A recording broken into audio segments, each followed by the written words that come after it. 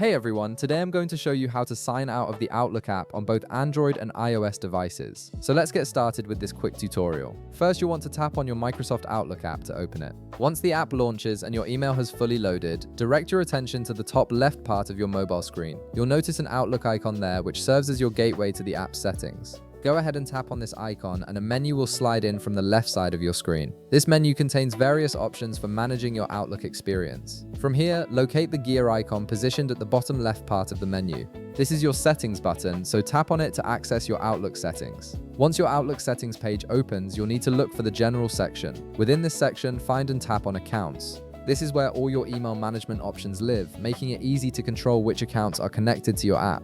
Under the accounts page, you'll see a list of all the accounts currently associated with your Outlook app. This is particularly useful if you have multiple email addresses configured, as you can manage them all from this single location. Now locate the specific account you wish to sign out from and tap on it. This will take you to the account settings page for that particular email address. From here, scroll down through the various options until you find the Remove Account button. This option is typically found towards the bottom of the page. Once you tap on Remove Account, the selected account will be signed out from your Outlook app immediately. The account will no longer have access to your device and you won't receive any notifications or emails from it until you sign back in. And that's it. You've successfully signed out of your Outlook account on your mobile device, giving you complete control over which email accounts remain active on your phone. If this video helped you out, be sure to leave a like, subscribe, and I'll see you in the next one.